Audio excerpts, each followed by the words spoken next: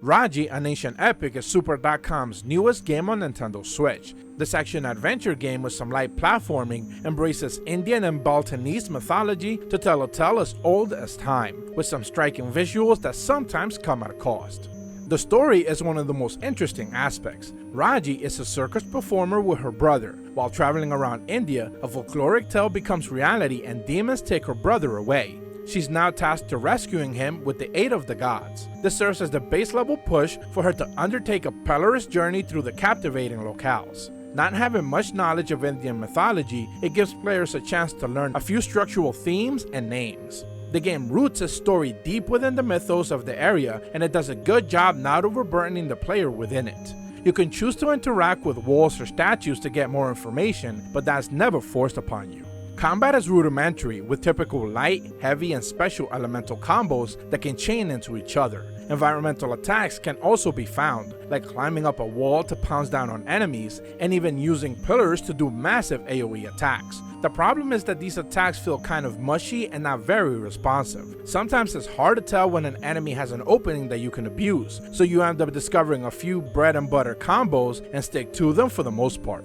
There's 4 weapons in the game: a sphere, a bow, a sword and shield, and a chakram. There's 3 elements that you can also use: lightning, fire, and ice. While doing some small exploration, you might come across an orb that's used to upgrade the skills tied to an element. The game is very flexible when it comes to this, allowing you to remove and add orbs however you want, so you're never tied to one specific style the entire game. I found that once I had my hands on the bow and the sword and shield, I had no use for the other weapons. They simply covered all of the bases and it makes the others obsolete.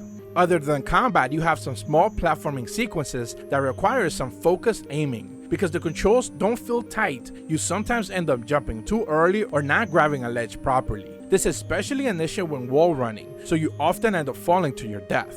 There's several types of puzzles as well, taken in forms of spinning platforms or even big structural totems being spun into place. Performance is an issue in certain areas, where the game flat out chugs and it does not let up.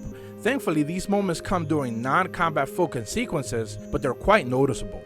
Audio balancing is another issue. The death music is very loud, while ambient sound around the world or when interacting with objects is very low for some reason. There's also limited exploration and everything is extremely linear. This keeps the playing time down and replayability to a minimum.